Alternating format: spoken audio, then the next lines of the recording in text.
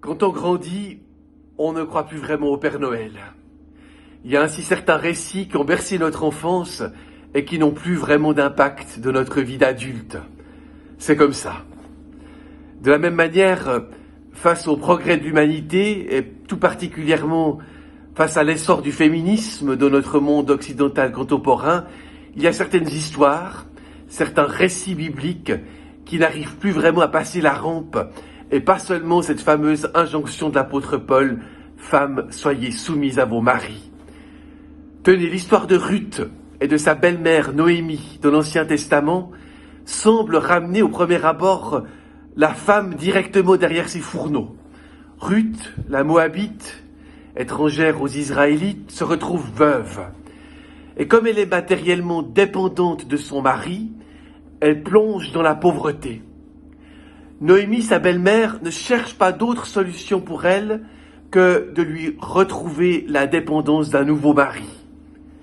Et dans la suite de l'histoire, apparaît ce fameux Boaz, si bien décrit par Victor Hugo, cet homme riche d'âge mûr, archétype quasi caricatural du mâle dominant, certes généreux avec Ruth, mais dans un rapport de maître à servante, voire dans un lien plus ambigu encore. Mais à la fin de l'histoire, tout va basculer. Exit les casseroles et le rôle de second plan. Ruth va mettre au monde un fils qui sera le père de Jessé et donc le grand-père de David, ascendant du Messie. Cela va donner à ce récit une portée à la fois universelle et messianique.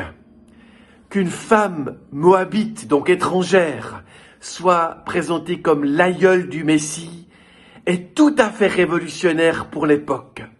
L'auteur du récit manifeste sa foi en un Dieu qui fait alliance avec tous les peuples.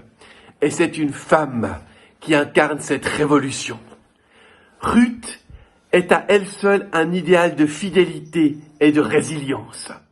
Elle cherche une solution pour sortir de la précarité, une solution qui ouvre à l'avenir. Ruth est l'emblème d'une femme forte qui ne reste jamais passive, déterminée, elle ose prendre des initiatives. Le livre de Ruth montre que l'agir de Dieu envers son peuple passe à travers des chemins parfois insoupçonnés.